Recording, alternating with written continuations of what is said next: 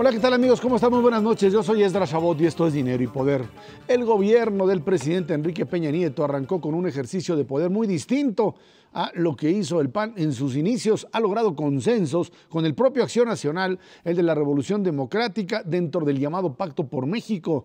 Ha puesto en marcha la reforma educativa, la cruzada contra el hambre, un programa de prevención del delito, publicó la ley de víctimas, detuvo el Baester Gordillo y además, bueno, pues ya echó a andar la reforma en telecomunicaciones. En todas las decisiones de política de este sexenio se ha notado que hay, pues ahí, una forma distinta de gobernar. Mauricio González, Macarios, que tiene muy buenas noches. Muy buenas pues noches, aquí están 100 días de gobierno, ya un poquito más de 100 días de gobierno, pero lo cierto es que, bueno, pues lo que querían hacer los dirigentes del PRI una vez retomada la presidencia de la República era claro, era enseñar que esto era un modelo totalmente diferente al anterior, con tomas de decisión. Hay quien me decía, están confundiendo el sexenio con un semestre. Creo que parece que tienen un semestre y están tomando decisiones, pero a todo lo que da durante este tiempo. Quizás solo en esta Semana Santa van a descansar y en la siguiente le seguirán dando a lo que podrá ser pues una reforma hacendaria, energética y lo que sigue.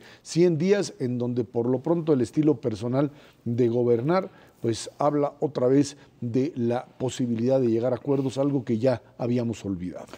Sí, yo creo que ha sido un inicio verdaderamente espectacular de parte del gobierno de Peña Nieto. Lo habíamos comentado antes, al principio arrancan modificando expectativas, aprovechando lo bueno que les había dejado el gobierno de Calderón, que no es poco, si dejaron algo. Aprovechan primero eso, pero después le van sumando ya decisiones propiamente de este gobierno, que sin lugar a dudas fortalecen el papel de la presidencia. Tú decías ahorita el estilo personal de gobernar.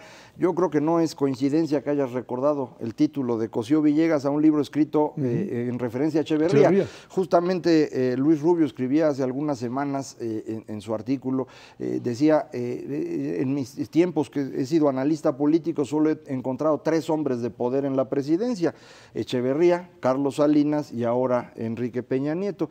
Y yo creo que efectivamente Peña Nieto fue muy subestimado durante pues, toda la campaña. Aquí lo habíamos comentado hace tiempo, cuando se decide a poner como candidato en el Estado de México a Erubiel en lugar del señor Del Mazo, que era el que él quería originalmente. Lo comentamos aquí, es una decisión de primer nivel y creo que lo ha seguido haciendo con otras, la decisión de proceder en contra del Baester Gordillo, el tamaño de la reforma de telecomunicaciones. Entonces, pues creo que hay que reconocer que el señor Peña Nieto está actuando bien en términos de la dirección del país. Mi angustia de siempre es que esto para mí es una restauración autoritaria, que si no le ponemos contrapesos podría convertirse otra vez en un régimen que no queremos ver de regreso, me imagino. Mauricio. Fíjate que a mí me llama mucho el contraste de los primeros 100 días del gobierno del presidente Peña Nieto con los primeros 100 días que se dieron en el gobierno de Fox, que también había una enorme expectativa de cambio, y en cierta medida con los 100 primeros días del gobierno del expresidente Calderón.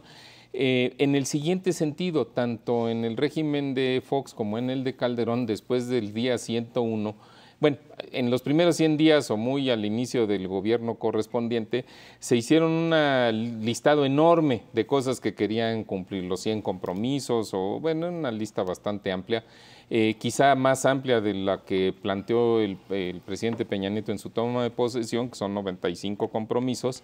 Pero en el día 101 se empezaron a dar las explicaciones de por qué no se habían logrado cumplir lo que se había ofrecido para esos primeros 100 días. Creo que en esta ocasión es exactamente al revés. Creo que han trazado una ruta muy clara de hacia dónde se quiere mover el gobierno, estableció sus prioridades, pero no solo eso. Yo creo que esto no es un trabajo de 100 días, en realidad es un trabajo desde la elección de julio, y después pues todo el periodo del interregno, que ha sido un periodo muy criticado porque la verdad es un periodo bastante amplio, pero que el equipo del gobierno actual lo aprovechó muy bien, porque muchas de las cosas que estamos viendo que surgen hoy, sin duda surgen al amparo del Pacto por México, que es un ejercicio inédito de concertación política, pero requieren tiempo de preparación. O sea, aquí lo que se ve es poca improvisación o cero improvisación y unos periodos de reflexión y de discusión muy largos en todos los temas que ya mencionaron, ¿no? Telecomunicaciones, educación,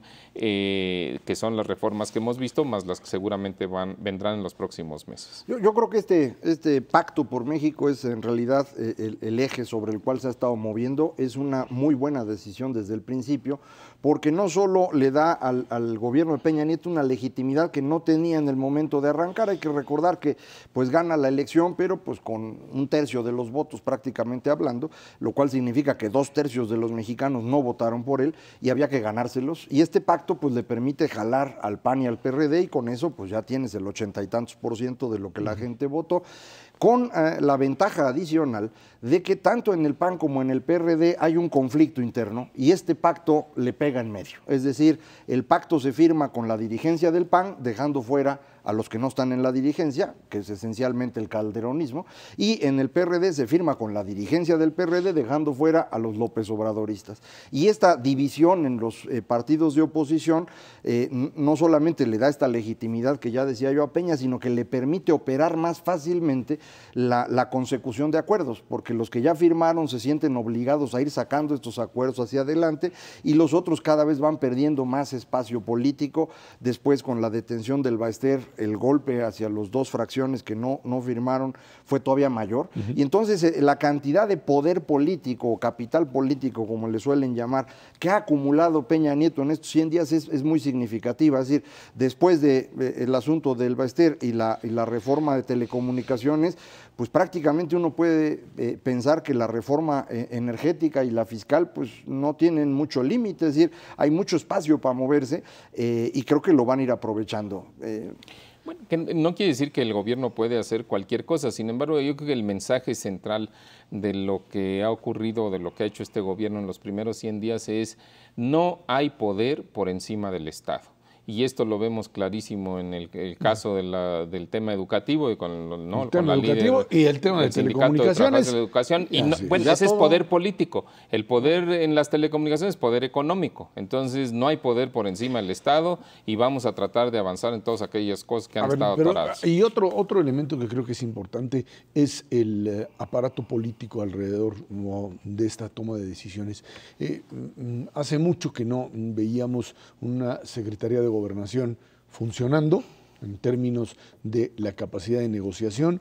Hace mucho que no veíamos operadores en el Congreso que tuviesen la posibilidad de pues, obtener este tipo de mayorías. O sea, este equipo conformado por las figuras del secretario de Gobernación, del secretario de Hacienda, de Manlio, de Emilio Gamboa, etcétera. Estás hablando de equipos que se están manejando en niveles de coordinación política que no tenías anteriormente, independientemente, por supuesto, de las pugnas y de lo que aparece ahí en las distintas columnas de lo que pueda hacer uno u otro, pero ahí queda muy claro que este nuevo mecanismo de coordinación entre el poder económico, el poder político, el ejecutivo, el legislativo, las mayorías, esto es lo que careció, de esto fue lo que careció el Partido Acción Nacional durante sus 12 años de gobierno. Indudablemente, yo de los que mencionas, a mí me parece que vale la pena destacar el papel que ha jugado Manlio Fabio Beltrones, porque controlar la Cámara de Diputados en México no es una cosa sencilla. El senador es un poco más fácil, son menos y van a estar 6 años, hay más forma de controlarlos, pero diputados es dificilísimo y no habíamos visto a nadie que lo lograra desde el 97, que el PRI no tenía mayoría. Y sin embargo, llegando Manlio Fabio Beltrones a la coordinación del PRI en esta legislatura, tuvo bajo control a la Cámara de Diputados al extremo de que la reforma de telecomunicaciones, que es muy compleja, la meten en diputados. Y no en senadores. Y no en senadores, donde la lógica hubiera dicho que había que meterla. No, en diputados la meten porque, bueno, pues Manlio tiene un control ya muy claro de esa Cámara. Y creo que es otra vez alguien también, un hombre de poder, él no es presidente de la República, pero creo que con una visión de Estado que comparte con el señor Peña y que les ha permitido trabajar en este equipo, pues que sí ha resultado exitoso, ¿no? Ahora, para tratar de hacer un balance de los 100 días, creo que también hay que reconocer, todavía hay mucho trecho por caminar. Me parece que el pendiente más importante sigue siendo el tema de seguridad. Ha habido algunos planteamientos de parte del gobierno, pero no han tenido la misma recepción que tuvieron la reforma educativa o esta propuesta de reforma de telecomunicaciones o las modificaciones a la ley de amparo. En el tema de seguridad, la verdad las cosas es que, vamos, como que no vemos claro los mexicanos, no hay nada nuevo en el horizonte. Y bueno, el problema sigue creciendo, ha bajado en la percepción pública, pero bueno, de que yo sigue creo que creciendo, lo que finalmente el principal cambio en la estrategia de seguridad del gobierno de Peña Nieto es no poner a la seguridad como el punto principal, como el tema, tanto para medios como para la propia prioridad. Es cierto, ahí está el problema. Nomás que eso no lo resuelven, nomás hacemos como yo que estoy no totalmente existe, de acuerdo. ¿no? El problema ahí está, y ahí estaba. El problema con la administración Calderón es que se volvió el tema no solamente, digamos, de medios que estaban sobre eso, sino del propio gobierno de Calderón, que trataba de demostrar que estaba haciendo lo que estaba haciendo y que eso tuviese un contexto positivo, una demostración de enorme capacidad. Y creo que eso fue lo que pues eventualmente terminó por dañar una buena parte de eso. Y el otro elemento que creo que es importante, yo creo que es fundamental, el hecho de que por la izquierda, por el lado del PRD, lo que para Calderón fue una descalificación absoluta, lo que López Obrador trató de hacer al finalizar la elección no fue compartido por la dirigencia del PRD, se fue a Morena, le dijeron ahí te vas, y aquí el PRD se convirtió en un interlocutor que Calderón nunca tuvo, por supuesto, ¿no? Y creo que eso es importante. Sí, o sea, parte de las ventajas que tiene Peña en su arranque es que tiene la fracción más grande en las dos cámaras y además tiene una oposición más leal que la que tuvo Fox o que la que tuvo Calderón.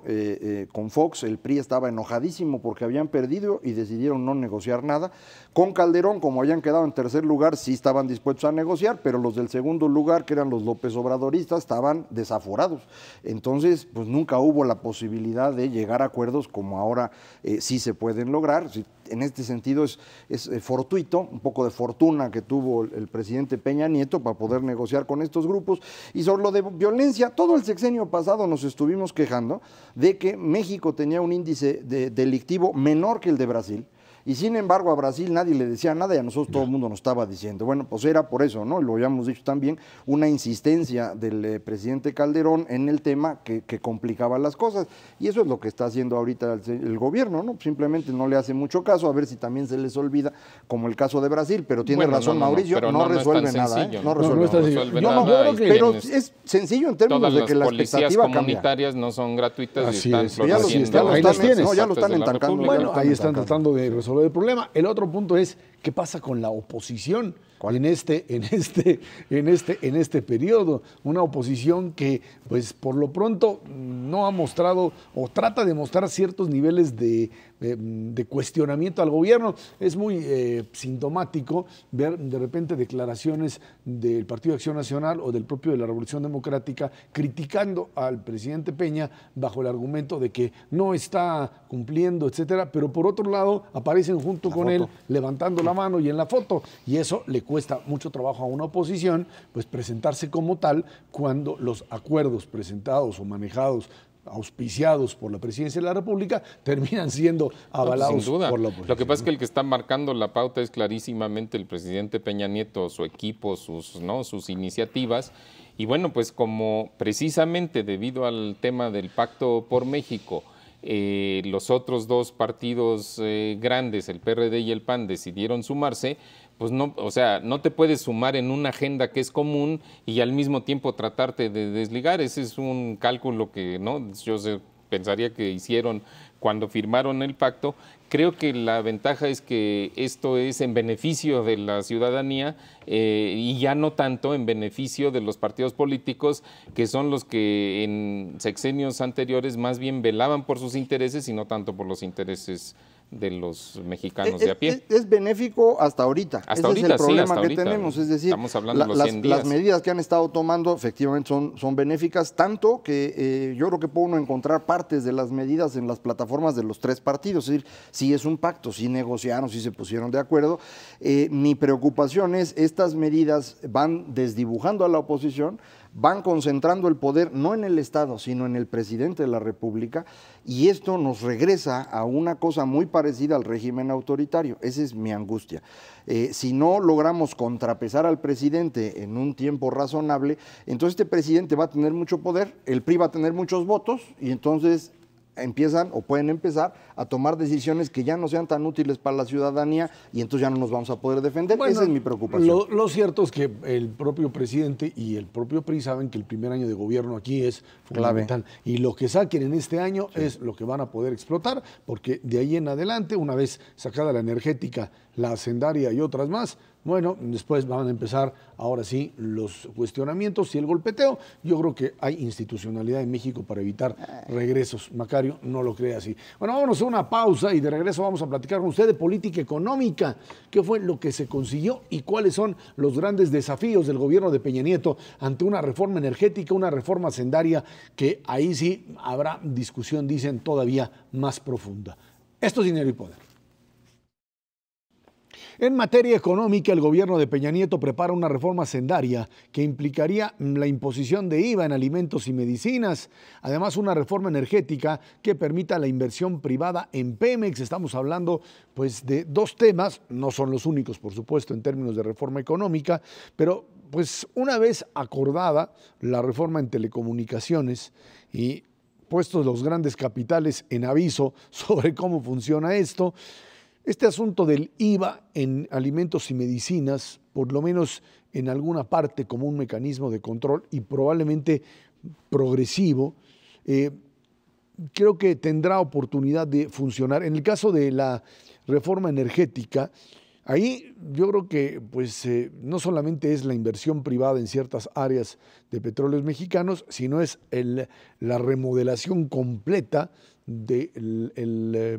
ahora sí que el negocio de la energía en este país y en el servicio como tal. Vamos a ver qué es lo que sucede con respecto a esto, pero lo que queda claro, y por lo menos así lo están viendo a nivel internacional, que es que la señal es muy clara. Esto es un gobierno, o este es un gobierno que tiene toda la intención de modificar de tajo lo que eran estructuras monopólicas ya privadas con las telecomunicaciones, y ahora vienen las públicas. Macario. Pues eso es lo que uno entendería, que una vez que ya se le pegó al lado privado, va a ser más fácil pegarle al lado público, porque si bien pudo juntar el gobierno a los partidos para pegarle a los privados, ahora puede usar a los privados para pegarle a los partidos y poder sacar adelante reformas, que por ejemplo en el caso de la reforma energética, pues tienen un segmento del PRI y un segmento del PRD que no están tan convencidos y que va a costar más trabajo sacar. Ahora, lo que firmaron en el Pacto por México ya da una idea general de hacia dónde se moverían, si se mueven nada más. Y lo firmado adentro del PRI, Macario. Sí, eso además. El PRI ya logró modificar sus estatutos, quitando de ahí las limitantes que tenía, y en el Pacto por México se definen algunos temas en donde se va a trabajar, por ejemplo, en transportación y ductos, es donde estarían de acuerdo en inversión privada. No hay inversión privada hasta donde yo he visto en el pacto ni en ningún otro documento en explotación, que yo preferiría que la hubiera, pero no está puesto ahí. En el caso de la reforma fiscal, pues todavía falta que se aclaren muchas cosas de cómo van a ir administrando los impuestos. No es únicamente el asunto de IVA, también hay que trabajar en impuestos sobre la renta y el IETU, cómo se van a equilibrar los dos impuestos y cómo se van a ir cerrando huecos que todavía existen. Entonces, creo que hay margen todavía para discutir esto, pero en cualquier caso sí hay un mayor margen de maniobra hoy que el que tenían antes, eso no hay duda. Sin duda hay margen de maniobra, pero cuando se trata de impuestos, pues hay que ser muy cuidadoso, porque mira, para ponerlo en contexto, el gobierno recauda aproximadamente 10 puntos del PIB de todo tipo de impuestos, sobre la renta, IETU, IVA, principalmente los impuestos al alcohol y otros más que existen. Y probablemente, aunque todavía no lo han definido, les gustaría en el gobierno subir esa recaudación entre 2 y 3 puntos del PIB. Yo creo que ese va a ser más o menos la meta, es una meta razonable. La pregunta es ¿cómo le haces? Porque en el caso de los impuestos, todos, sin excepción, le pegan a las empresas o a las personas. Eso no hay manera de evitarlo. O sea, no hay un impuesto que no tenga costos. Puede tener un beneficio recaudatorio, pero sin duda todos tienen costos. Se ha interpretado esto de que quitaron los candados, ¿no?, al IVA en los documentos básicos del PRI como una especie de pasaporte, de que ahora sí viene el IVA a los alimentos. Bueno, yo no lo tengo tan claro, la verdad de las cosas. ¿Por qué? Porque en el IVA se recaudan 4 puntos del PIB, o sea, 40% de la recaudación de impuestos proviene del IVA. Nada más que si se extendiera en el límite la tasa general del IVA a los alimentos, lo único que vas a lograr es una inflación extraordinaria como no hemos visto en años. Segundo y más importante, un encarecimiento. Bueno, a ver. No, tampoco, porque tendría un efecto. ¿Ustedes tienen las cifras? Yo sí las tengo. A ver, sí, usted que sí sabe, a ver, dígame. No, ustedes también saben por eso, pero bueno, órale, la cifra, tú le pones el IVA de 16% a los alimentos y generas una inflación solita por ese efecto de 4 puntos. Sí. Más 3 puntos que ya traemos, pues son 7. ¿Hace cuánto que no vemos una inflación de 7%? 8 años. Bueno, pero en cualquier caso, si le subieras 16, que no es la propuesta hasta donde yo entiendo. No hay propuesta. No hay propuesta. Es por eso, dejen 1000 por pedacitos. Bueno, ahí les va el argumento. Si lo extiendes a 16, encarece demasiado el costo de la vida. Entonces, probablemente, y además con un criterio político, van a tener que pensar en una tasa menor. Pero entonces lo que tienes que tratar de balancear es ¿cuánto recaudas? Porque si nada más se grabara el IVA con 2 o 3%, como se ha habido algunos planteamientos, además de la iniciativa privada, porque no han venido del gobierno, pues entonces el beneficio de la recaudación es mínimo y de todas maneras existe un efecto de encarecimiento a los, a los alimentos y probablemente a las medicinas. Entonces yo creo que ahí el gobierno a la hora de la discusión tendría que tener la cabeza más fría para ver si hay otras alternativas para obtener la misma recaudación que te puede dar el IVA por otras vías. Y sí existen los subsidios a los energéticos, las exenciones y los tratamientos fiscales preferenciales en impuestos sobre la renta, el tema, ¿no?, de tener el IETU sobre el ISR. O sea, hay tela de dónde cortar. Yo lo único que digo es que para mí no está tan claro que a la hora de la discusión de veras el IVA a los alimentos vaya a prevalecer. La cifra que mencionaba Mauricio creo que es el máximo posible que habría de IVA, porque sería aplicar 16% a los alimentos que son 25% del consumo, suponiendo que los empresarios trasladan todo al consumidor. Eso no está tan claro, sería el máximo. Pero bueno, en cualquier caso tendría un impacto inflacionario, de eso no hay duda, pero es un impacto que hay que pagar, porque de otra manera sigues recaudando de una forma ineficiente. ¿De qué tamaño debes hacer ese impuesto? Pues sí es algo que hay que pensar y hay que medir, pero hay que ponerle impuesto de alimentos y medicinas, hay que poner un IVA, porque de otra manera estamos haciendo algo que no debe hacerse, lo hemos dicho un montón de veces. Ahora bien, la recaudación de los 2 puntos que quieren subir, en realidad ya los teníamos, era el impuesto especial a producción y servicios que se cobraba en la gasolina. Se nos perdió ese impuesto cuando subió rápidamente la gasolina y el gobierno no quiso subir la tarifa que se cobra aquí en México al mismo ritmo. Y esos son los subsidios a los que se refería Mauricio, que nos costaron efectivamente 2 puntos del PIB en varios de estos años. ¿Cuál es la solución? Súbele precio a gasolina. Esa es reforma energética. No súbele precio, sino pone el precio de gasolina amarrado al precio internacional para que se mueva solito y ahí tienes la recaudación. Eso es el precio de gasolina. A ver qué impacto inflacionario, cómo te suben precios. Pues sí, ¿Es mayor o menor? Si tú le subes en precios a gasolina a nivel internacional o el IVA. Es menor, depende de la tasa, pero en general es menor. Pero no importa, bueno, tienes razón, ojo, yo no estoy... Siempre va a pagar alguien. Siempre va a pagar, yo lo que te digo es los impuestos siempre duelen. El chiste es cuánto duelen hacia la sociedad y cuánto beneficio le generan al gobierno. Ahora, en el caso del IVA, acuérdate que una de las partes que se sigue manejando es, más que también el efecto recaudatorio, es el tratar de tapar hoyos por donde se les va una buena parte en términos de evasión fiscal. Pero déjame, ahí la evidencia, ese es un punto, Esra, y efectivamente ese punto se ha manejado mucho por los funcionarios de la Secretaría de Hacienda, no de esta administración, sino de administraciones anteriores de hace mucho tiempo, que dicen mira, si tuviéramos una tasa pareja de IVA, a mí, que soy la autoridad, la Secretaría de Hacienda, me cuesta menos trabajo fiscalizar, o sea, vigilar que se pague el impuesto. Pues no está tan claro. Mira, te puedo decir, de El IVA se aplica más o menos en 150 países en el mundo. Como la tercera parte de esos países tiene tasa cero y normalmente se aplica en los alimentos. Y no queda nada claro que esos países estén padeciendo un problema de evasión o de falta de fiscalización por el hecho de tener tasa cero. Entonces se maneja el argumento, pero te soy sincero, la evidencia no está tan clara. Sí, México es de los países que menos recauda como porcentaje del PIB, o sea, en relación al tamaño de su economía, y la razón fundamental no es que tengamos estos impuestos o aquellos, es que aquí nadie hace caso de la ley, ese es el problema, otra vez el mismo. La mayor evasión que hay impuestos sobre la renta ocurre en dos sectores, los profesionistas independientes y los rentistas. Es decir, los que tienen inmuebles que rentan. Ahí, como muchísima gente del auditorio sabe, no hay contratos, no hay recibos, y entonces no se paga IVA y no se paga impuesto sobre la renta. Y ese es 85% de evasión. Y lo mismo ocurre con los médicos, abogados, contadores y similares que no entregan recibo. Entonces, ahí es donde tenemos el mayor problema, y eso pues no tiene que ver con el IVA, es una fiscalización que habría que hacer. Ahora, en términos de la reforma energética, porque ya se nos olvidó, sí, hay algo importantísimo que tenemos que tener claro. Nuestro problema fundamental de energía, de abasto de energía para los próximos años es el gas y la electricidad. Ahí es donde estamos en el margencito apenas, es decir, en gas ha habido ya momentos en los que no hay gas suficiente para operar porque los ductos no dan y no tenemos infraestructura, y ese es donde puede haber un espacio para inversión privada muy importante.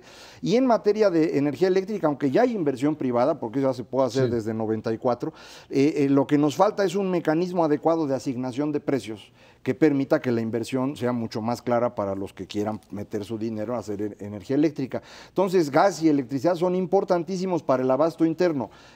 Lo del petróleo sería útil para que tuviéramos una empresa eficiente y que nos diera dinero, pero pues, si no van a hacer nada con petróleo, no lo hagan, concéntrense en gas y electricidad, porque sí, va a ser urgente. Si México crece al 5%, no va a alcanzar, digamos un par de años, se acabó. No te alcanza. Y va a ser una tragedia. Bueno, pero abonando a esto es el efecto que podría tener la inversión en infraestructura energética. Ojo, no en exploración, no en explotación, ductos, simplemente en ductos y tanques de almacenamiento. Yo creo que esa solita en los próximos 5 o 6 años nos daría lo suficiente como para elevar la inversión productiva PIB a un nivel de cerca del 19-20%, y eso automáticamente sube la tasa natural de crecimiento de la economía del 3% que ha sido en las últimas décadas a 4,5%. Solita, ¿eh? Tu problema es que vas a generar también ahí cuellos de botella porque no tienes la infraestructura, otra vez la infraestructura adecuada en el país para crecer a eso. Lo mismo que decías. Que vengan a meter su lana. Bueno, pues sí. Se puede invertir privado ya. Sí puede invertir privado, sí, pero para eso requieres esa parte, y la otra que es pues el negociar con el sindicato la propia transformación. Ahorita ya están más flojitos, porque ya vieron lo que pasa con los sindicalistas que se ponen violentos. Bueno, a ver qué pasa. Vámonos a una pausa y de regreso platicamos con usted de política social, la cruzada contra el hambre, el funcionamiento del programa Oportunidades, y esto que tiene que ver con el combate a la pobreza desde los programas sociales y también, por supuesto, a partir del proyecto de generación de empleos. Esto es Dinero y Poder. En política social, el presidente Peña Nieto puso en marcha la Cruzada Nacional contra el Hambre en medio de críticas por parte de la oposición por el probable uso electoral, dicen, de este programa. La meta es tener un México sin hambre y pretende ayudar a 7,400,000 mexicanos que viven en pobreza extrema, carecen de alimentación suficiente, estable, de calidad y también nutritiva. Y está, por supuesto, el tema de la expansión del programa Oportunidades, toda una estructura de política social que uno supondría, pues tendría que servir como elemento para evitar que estas caídas importantes que se dan en muchas ocasiones en producción de alimentos o encarecimiento de los mismos terminen por dañar a estos sectores. Un país que con todo y los niveles de crecimiento que se ha tenido, pues todavía seguimos manejando políticas de apoyo a sectores desprotegidos, que uno dice hasta cuándo se acaban, porque tienes... Nunca. No se acaba nunca, pero sigues teniendo a la mitad de la población en condiciones de pobreza. Por eso y eso se resuelve no solamente con programas de esta naturaleza que sirven para evitar que el asunto se agrave, sino con algún cambio económico que permita a ese sector salir de la condición de pobreza, que sería, por supuesto, lo más adecuado. Cruzada Nacional contra el Hambre, que para la oposición, si es que todavía tiene algún argumento, es decir, señores, quieren meterle dinero a lo que serían pues municipios donde habrá elecciones. Rosario Robles, secretaria de Desarrollo Social, dijo, aquí están, estos son los municipios, en muchos de ellos hay usos y costumbres, o sea, prácticamente lo que hacen es que se asignan las dirigencias por el nombramiento de comunidades indígenas, como en el caso de Oaxaca, y a partir de eso no existe, dicen, una tendencia política. Siempre cualquier política social tiene la posibilidad de convertirse en un buen semillero de votos. Eso sobre todo cuando es como esta, que es asistencialista y está orientada precisamente a mantener a estas personas con un nivel de ingreso tal que no se nos mueran de hambre, pero no tan grande que se les olvide quién se los dio. El problema es cómo cruzas esto con oportunidades. A ver, es que no puedes, son dos cosas totalmente distintas. Lo que habíamos hecho a partir de 97 en México es separar los asuntos y dar programas que tenían que ver con lo que se llama técnicamente cash condition transfer, es decir, tú le das dinero a la gente a cambio de que haga algo. Entonces, en oportunidades así era, tú le das dinero a la gente que lleva a sus niños a la escuela, entonces le pagas una lana por llevar a los niños a la escuela y si van a ver al doctor le das su despensa. Entonces hay una relación en la cual las personas se involucran en el proceso y van saliendo de la pobreza, van mejorando. El objetivo de oportunidades era romper la transmisión de la pobreza de padres a hijos. Creo que ha funcionado, hemos logrado incrementar brutalmente el nivel educativo gracias a oportunidades. Que no aprende nada en la escuela, pero es otro problema que ya está resolviendo.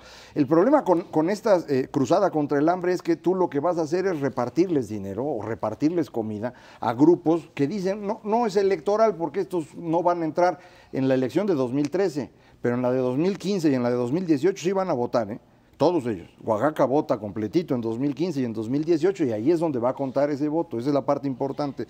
A mí no me gusta en absoluto este tipo de programas, a mí me convencen los programas como oportunidades.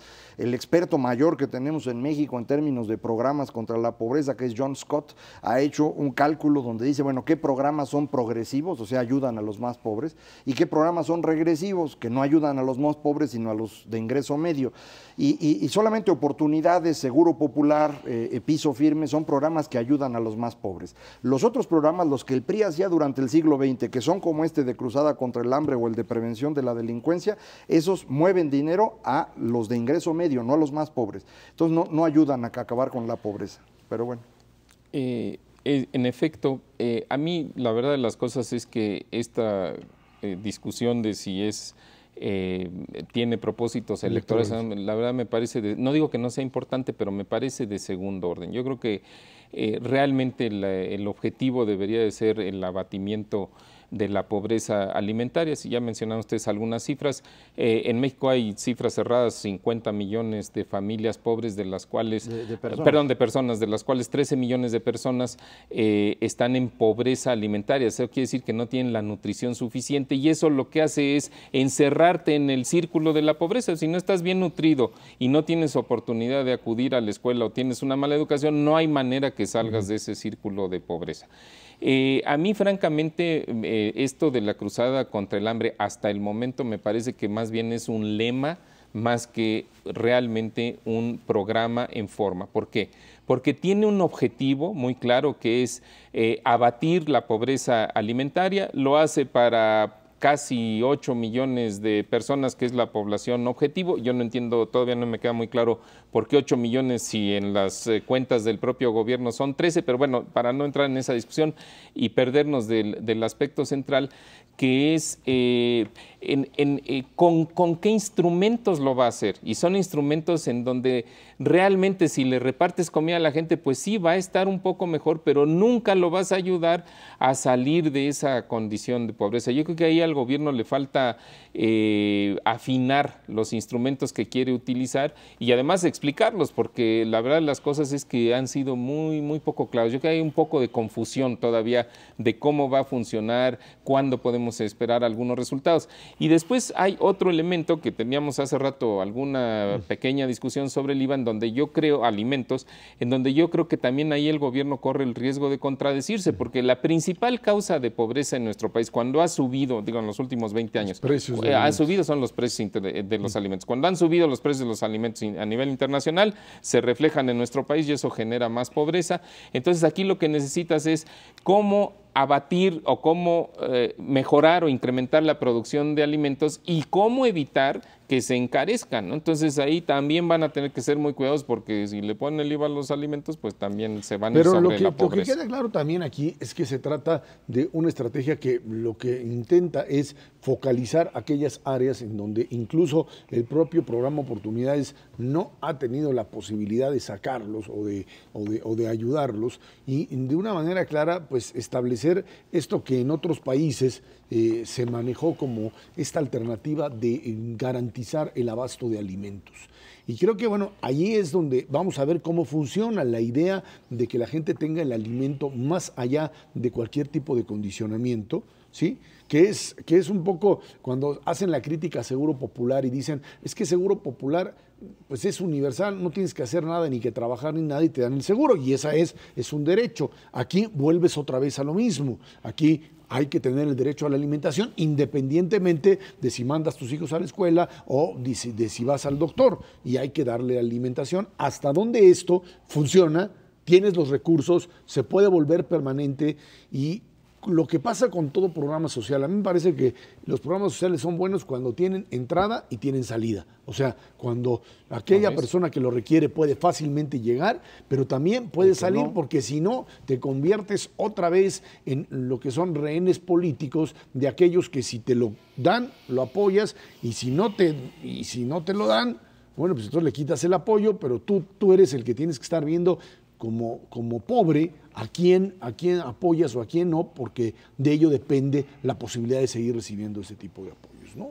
Sí, son problemas muy claros, y parte tiene que ver, por ejemplo, como decía Mauricio, cómo decidieron estos 8 millones en lugar de 13, y es que no se decidió por el problema de ingreso. Efectivamente hay un nivel de ingreso que se llama pobreza alimentaria, que se calcula para que una persona pueda dedicar su ingreso a comprar la canasta alimenticia que el Coneval tiene como referencia, y los que no pueden llegar a ese nivel de ingreso están en pobreza alimentaria, pero no todos los que están ahí en realidad están comiendo poco.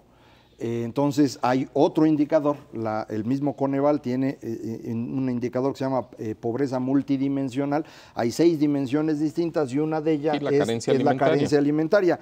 La conexión entre estas dos es de donde salieron los 8 millones, esa fue la explicación que me dieron después de que yo me quejé de lo mismo, eso me explicaron. Es la combinación de los dos y de ahí salen estos 8 millones. Está bueno.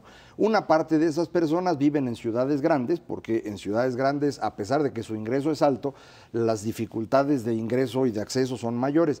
Pero una parte muy significativa vive en el cerro. Y ahí hay un problema gravísimo en cómo les vas a llevar estas cosas, y no hay solución. La única solución es que se bajen, porque no es negocio para la sociedad financiar la subida del cerro de la comida y del doctor y del profesor y demás. Entonces necesitaríamos que ellos bajaran para poder tener esto, y eso es algo que no está contemplado aquí, ni lo hicieron en oportunidades, ni lo han querido hacer en serio. Ni es fácil de hacer, porque eso sí incomoda a la gente, ¿no? De hecho, la Nueva España lo intentó en los tiempos de las reformas borbónicas, lo intentó Porfirio Díaz, algo lograron porque ya no están tantos allá arriba, pero hay que terminar de hacer eso, porque si no, no hay manera de resolverlo, y eso es algo que no han querido tampoco aclarar. Yo creo que, como bien decía Mauricio, esto más bien fue un anuncio ahí para la espectacularidad. No le pusieron nada claro. La secretaria Rosario Robles ahí va acomodando como va pudiendo, va defendiéndose de las acusaciones, yo creo que bien, pero no es un programa en forma, ¿no? Ahora, aquí el problema es cómo conectas esto, yo creo que es lo que le falta. ¿Con oportunidades? No con oportunidades, conectarlo con lo que será un modelo de crecimiento económico al 3 o al 4%, porque finalmente el combate a la pobreza tiene que ver con creación de empleos. O sea, sí. Generación de empleos. Y ahí está la parte en donde esta idea, de generar apoyos populares, apoyos en comida, apoyos en educación, etcétera, tiene que ir ligado al empleo. Si tú no terminas ligando estos elementos de apoyo a tener un empleo formal, no los vas a sacar de la pobreza. Lo que pasa es que no te da tiempo, Isra, porque ahorita están los que les faltan alimentos, los que están en carencia alimentaria, y pues no hay manera de esperarse hasta que tengan cancha para incorporarse al mercado laboral en la medida que la economía crezca más, porque si no, entonces los dejas sin atender. Y hay algo peor, Isra, ya no vamos a generar empleos. Entonces, no es buena idea asociar estas cosas al empleo. Hay que hacerlas más bien universales. Por eso el seguro popular es una buena idea. Y a mí, si me dijeran qué hay que hacer en materia política social, yo haría ingreso básico mínimo garantizado a todos los mexicanos. Esa es la mejor solución. Pero eso, ¿cómo lo vuelve sustentable? Pues ¿Cómo muy lo fácil, tienes? cobrando impuestos en el IVA que no quiere pagar aquí el señor. Ahora ya se volvió socialdemócrata aquí. Sí, el siempre señor. ha sido, ¿no? Sí, cómo no. Cerrando Pemex y vendiéndolo, como dice Pemex, ¿no? Macario. ¿Qué tiene que Entonces, ver eso con socialdemocracia? Bueno, vámonos a una pausa y de regreso platicamos con usted. Política internacional. Ahora hay que poner a México otra vez pues, en el centro del debate con respecto a su relación con Estados Unidos, con América Latina y tratar, dicen, de cambiar lo que ha sido la política exterior de este país en los últimos 12 años. Esto es Dinero y Poder. Estos primeros 100 días del gobierno de Peña Nieto en materia de política internacional han servido para dar un viraje en la materia, dicen, y recuperar una posición o intentar al menos que se dé este cambio en el ámbito mundial. La apuesta del gobierno es posicionar a México a través de una política exterior dinámica, eficaz, dicen, responsable y transparente. La Secretaría de Relaciones Exteriores exhortó a los diplomáticos a fortalecer la estrategia del gobierno y crear condiciones internacionales para que sea exitosa. Bueno, lo que comúnmente se manejan como parte de ello. Lo cierto es que, bueno, pues por primera vez en mucho tiempo, el secretario de Relaciones Exteriores es un economista, ¿no? José Antonio Meade. Bueno, desde ¿no? Gurría, fue que la también anterior. fue ministro de Y antes del Hacienda. Carrillo Flores, que no era economista, pero se dedicaba a eso, le hacía como algunos aquí. Sí. Pero bueno, lo cierto es que esta idea de cambiar otra vez la estrategia en política internacional, por un lado, es la visión hacia los Estados Unidos, los mecanismos de participación en la política norteamericana, que hay que hacerlos, que hay que estar ahí porque son fundamentales para lo que le pase a México. Por otro lado, la idea de América Latina, me parece muy significativa la presencia del presidente en el sepelio de Hugo Chávez, en donde, bueno, pues presentó las condolencias al pueblo venezolano y con permiso ahí nos fuimos, mientras que otros se dedicaron ahí pues a jugar el papel de pues las viudas de Chávez, ¿sí? Como el caso del presidente ecuatoriano o los nicaragüenses u otros que por ahí andan dándole vueltas todavía al cadáver de Chávez. Bueno, la verdad es que en ese sentido me queda muy claro que la estrategia tanto de Peña Nieto como específicamente de José Antonio Meade es la de encontrar algún mecanismo muy claro para vincular la política exterior mexicana a lo que tiene que ser el interés en la economía, para cómo se le hace para apoyar a quienes son prioritarios en ese sentido, que son los mexicanos que viven en el exterior, fundamentalmente en la Unión Americana, y cómo convertir esta política internacional en elementos de apoyo para una mayor inversión en el país y para hacer, digamos, de México una marca que sea muy atractiva en el exterior. El caso, por ejemplo, del turismo, en donde de repente se te aparecen fantasmas como los de Acapulco o los de Jalisco, etcétera, y cómo le haces para que esta parte importante del negocio mexicano, que es el turismo, siga funcionando como tal. Hacer política práctica en términos de relaciones internacionales.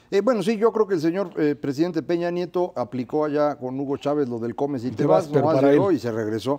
Y yo creo que lo hizo fundamentalmente para desactivar posibles críticas de los tradicionalistas que siguen insistiendo en que México es hermano latinoamericano y unos cuentos, son dos cuentos realmente, eso de que México tuvo un liderazgo internacional, eso pues nomás nosotros lo hemos oído, nadie en el resto del mundo sabe eso, y esto de que somos hermanos latinoamericanos también es un cuento que es muy fácil de desactivar una vez que uno conoce a otros latinoamericanos y pues confirma que México no es tampoco muy querido en Sudamérica. Entonces, son cosas que el PRI hizo durante mucho tiempo, engañarnos con estos cuentos.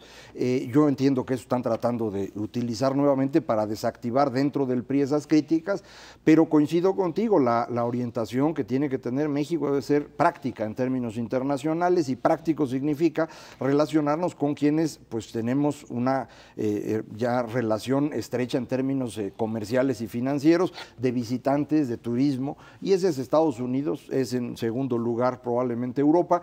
Indudablemente hay países latinoamericanos más cercanos a nosotros que otros, como puede ser Colombia, como puede ser Perú, como puede ser Chile. Estamos formando parte junto con ellos de el Transpacífico que se está negociando. Entonces creo que sí hay cierta orientación mucho más práctica, que fue la que se intentó hacer con Fox. Que luego Calderón pues regresó a una visión más latinoamericana. Yo creo que Peña va a estar otra vez tratando de estar equilibrando entre estas dos cosas, pero pues esto de que fuimos líderes mundiales, sí, la verdad no es cierto. Yo creo que este viaje reciente del presidente Peña a Venezuela lo calificaría como lo cortés, la política de lo cortés no quita lo valiente, y él corrió con la cortesía, pero realmente no, yo muy coincido simbólico, con, ¿no? es simbólico, está bien, y qué bueno, ¿no? Digo, no tenemos ningún problema con correr ese tipo de atenciones y cortesías como país, creo que a todo mundo nos ayuda, pero efectivamente yo creo que nos tenemos que enfocar no solamente en lo que nos ayude en términos de imagen diplomática, sino también en términos de relaciones económicas. Ahí está clarísimo, seguimos exportando el 80% de nuestras mercancías y servicios a los Estados Unidos, entonces, bueno, tenemos que ver cómo profundizamos ese aspecto. No quiere decir, porque a veces se malinterpreta, claro, vendernos a los estadounidenses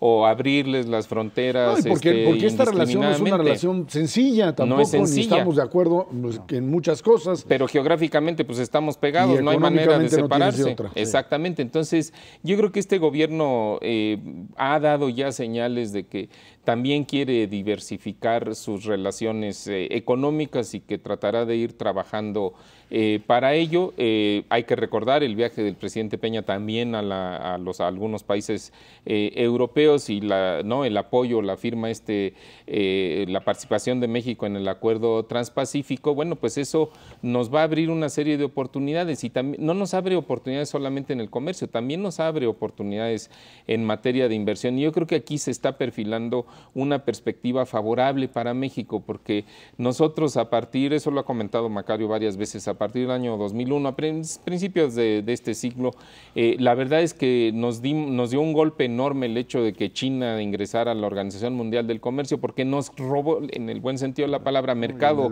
con los estadounidenses. Y bueno, ahora lo que hemos visto en los últimos años es los chinos han avanzado, sus salarios se han encarecido y eso a nosotros nos abre espacios en Estados Unidos, nos abre espacios en Europa, pero sobre todo en los Estados Unidos, y hemos estado ganando terreno en la participación de las ventas de productos manufacturados mexicanos en ese país. Y yo creo que ahí lo que tenemos que hacer es el mayor esfuerzo posible porque eso siga creciendo. Y más aún cuando México se ha convertido en un país de moda. La verdad es que ¿sí? A partir de esta nueva realidad, la bronca de los BRICS, todo lo que implican estas reformas que se han hecho en el país, el hecho de estar vendiendo la marca México en el exterior, esto hay que aprovecharlo, no desaprovechar, y con los Estados Unidos también mantener este tipo de relación, en donde hay muchas cosas que se hacen allá que nos perjudican y que hay que estar metidos dentro de la política norteamericana para evitar que te terminen pisando, ¿no? Y efectivamente, y ahorita hay oportunidades. El señor Obama, para reelegirse, tuvo que venderse con los latinos y ofrecer una reforma migratoria que ahí va en proceso y hay que participar para que esto sea más benéfico a México. Hay que entender el tamaño de la revolución energética que está viviendo Estados Unidos, porque Estados Unidos y Canadá van a dejar de importar petróleo y gas en los próximos 2 años, de manera que nuestro petróleo, que tanto les preocupa que se lo vayan a vender a los gringos, más bien ahora consigan a ver quién nos lo compra, porque ya no lo van a querer ellos, y son relaciones son realidades que tenemos que considerar para que nuestra relación sea más efectiva. Por ejemplo, tenemos una oportunidad extraordinaria para ayudar a Estados Unidos a resolver su problema más serio, que es el problema de salud. Ellos, su grave problema es que no tienen cómo pagar los gastos de salud. Bueno, pues que lo vengan a hacer aquí, mano. Si nosotros les podemos ofrecer aquí en México servicios de salud de primera, a un costo probablemente 1/3 o 1/4 parte de lo que cuesta allá, y esto se puede hacer mediante acuerdos concretos entre hospitales mexicanos y servicios de salud estadounidenses o seguros de allá, es algo que ya está en proceso y que hay que acelerar y nos permitiría un montón de espacio para nuestros profesionistas del área de salud, les resuelve a ellos un problema.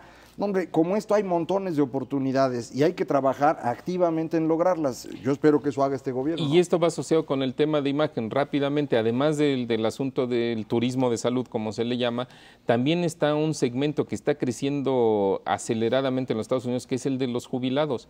Y que hay gente jubilada que recibe $2,000 o $3,000 al mes y que no le alcanza ya. Si viniera a México, no solamente le alcanza, hasta le sobraría, estaría mejor atendido. Pero ¿por qué no lo hacen? Hay sol, el clima es más, más saludable, más agradable.